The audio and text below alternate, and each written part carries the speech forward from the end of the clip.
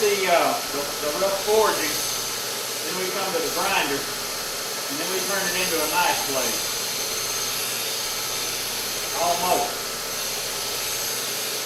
We get all our bevels and grinding lines and bevels. We get them set and established, and we get the blade ready to heat treat. But right now is when the knife will really take its more or less its final shape. And I'm feeling of it with my fingers. And I don't have any jigs or patterns. This is all freehand. It's all done by eye and intuition. And I can feel what I want. I can tell from the feel of the blade where the weight lies, what the balance factors are. And I'm getting it very close here on the grinder.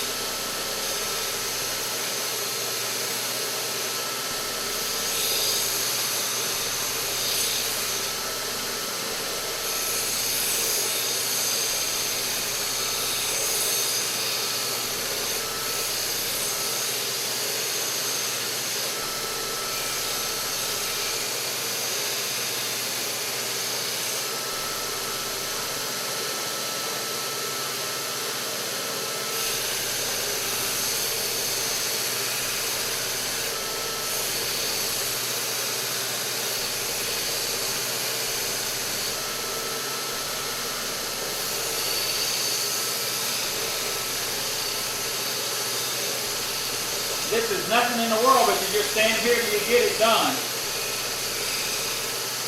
And I had obviously done quite a bit of work on this before I started for the demonstration for the camera.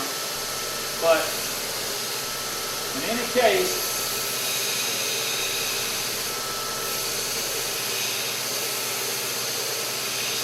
we will get a blade to where it is recognizable as a knife.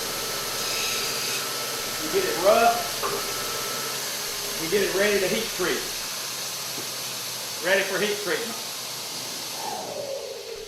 Now, the heat treat is the heart and soul of the knife. And I'm not going to show you boys how I heat treat my blades. And I'm not going to show you how I temper them. But a Bagwell knife is combat tempered, and each blade has 4 different levels of hardness in it.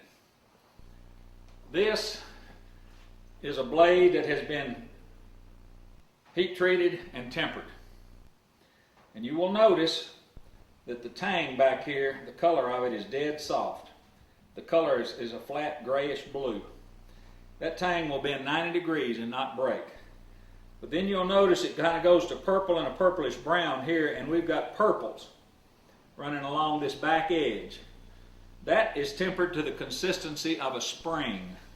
That gives the blade great strength when you put it in a vise and pull on it. It will not break.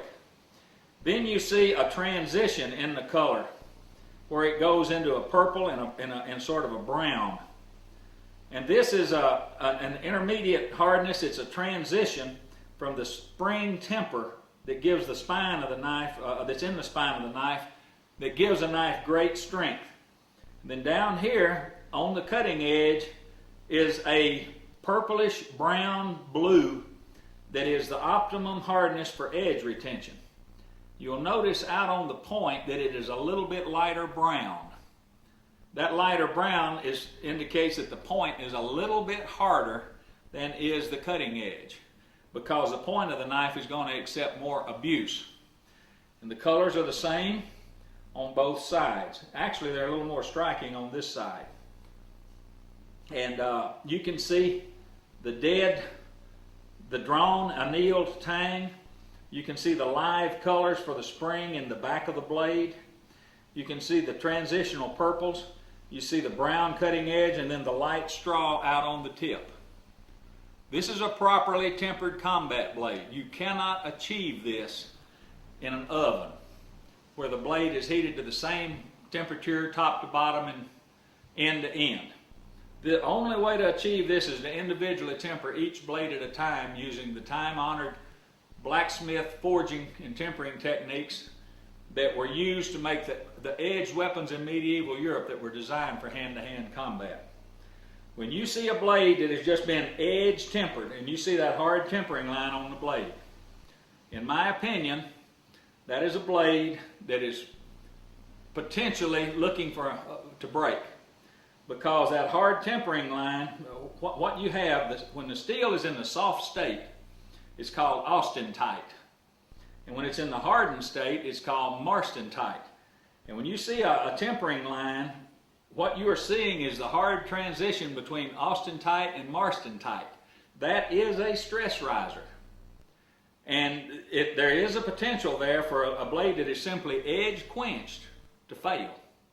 This you don't have, using this procedure, which was a European procedure for hand-to-hand combat weapons in the medieval period, you have gradual transitions from hardness levels. You don't have a hard demarcation between austenitic to marstenitic grain structure.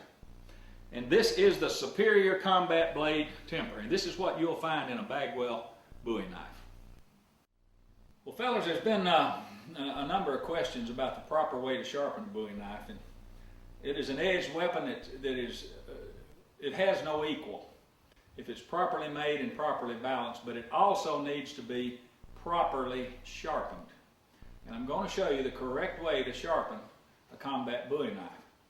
And the first thing we need is a knife. Well, I just happen to have one here. We have the clip point that needs to be sharp, but more importantly, we've got to have that point sharpened so that it is a very small radius sharpened around the point.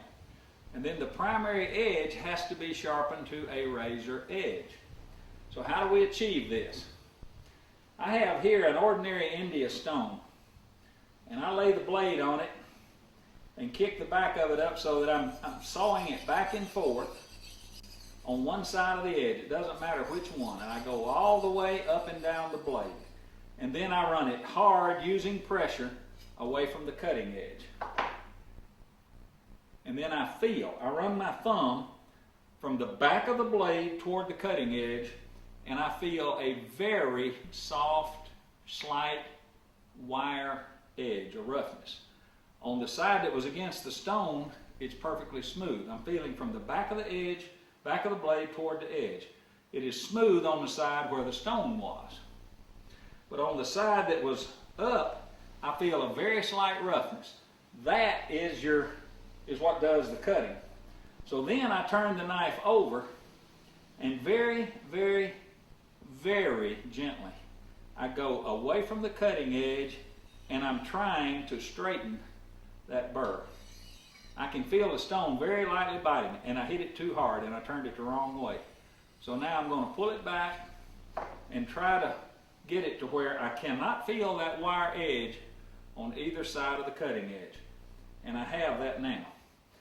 Now very lightly on the edge of this wooden workbench, I run it about once or twice on each side to sort of polish that burr.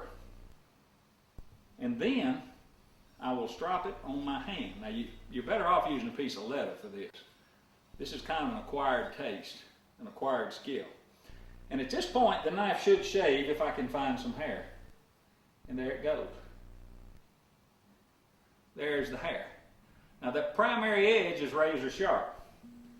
But that's not where all the action is on a Bowie knife. Oh, man. We have got to get the point. The way you sharpen the point is you put the point on the stone and rock it back and forth and then roll it in your hand. Just that simple. And you do that on both sides. Just like that. And then it is sharpened around the point. And when you take the point of that knife and draw it across something, it will slice it to the full extent of its, around the point, the full extent of the blade's length. To get the clip sharp, you put it on the edge of the stone and then just draw it down the stone and pull a hard burr up. Because this angle is so abrupt, you cannot get this razor sharp with any consistency, and you don't want it that way. you just stand you up a very rough burr on the back and run your finger down it and see if it bites. And it does. Now, what we have is a razor sharp cutting edge, a point that is sharpened around a radius, and then we've got like a talon or a claw here on the back that does the cutting. And so what we have actually is a knife that will make finesse cuts. We've got a powerful weapon that makes finesse cuts. I'm slicing a Lowe's advertising circular here. This is newsprint. And if your knife is not sharp, you can't slice newsprint. And if you really want to see a finesse cut, take a piece of newsprint, one piece, and just roll it up in a little cylinder. One sheet of newspaper in a little cylinder. And we're talking a finesse cut here. And then you just make a very clean cut. And if you don't have a good knife and good edge geometry and it's not sharp, you won't make that cut. Now there's your finesse cuts. So after you do that, you put your knife on, back in the sheath, inside your waistband, pull your shirt over it, and you're ready to go uptown. And you say, what for? Well, uptown, you just might encounter a gangbanger. And you might need to make a power cut, you know.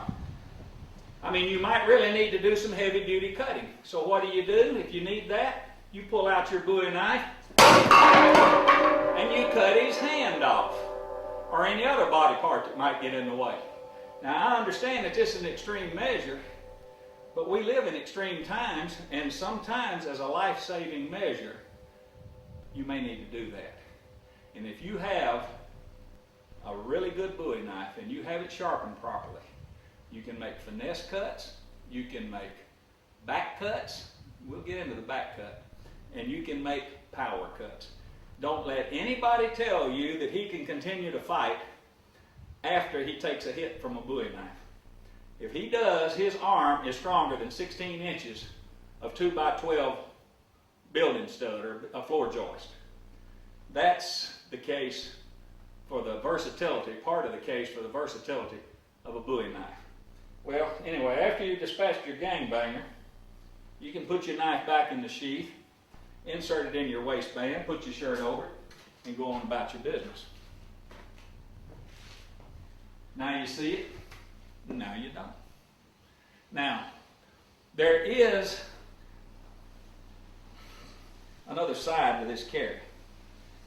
This is a leather sheath. This is a Bagwell sheath with a frog on it. And I make these, and I'm partial. This is what you get when you get a Bagwell Bowie knife. And I'm partial to this carry because I'm into the history. I'm partial to this sheath because I'm into the history. And I'm partial to the carry again because it's more versatile and works better than any other carry I've ever seen. Now there is a better sheath than a Bagwell leather sheath. And that sheath is a River City sheath. And it's made by my good friend Mike Sastry. This is an Ontario Hell's Bell.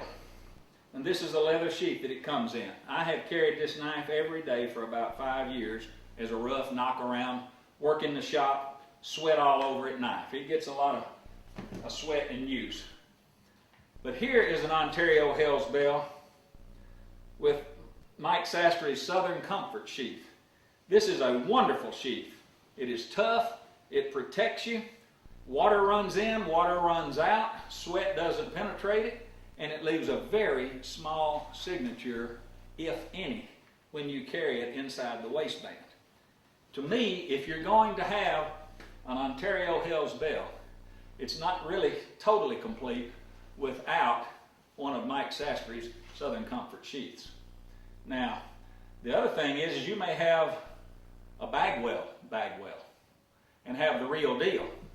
Well, if you're going to go in harm's way, especially if it's a wet environment, it might not be a bad idea if you would give Mike a call and talk to him about his Southern Comfort sheath.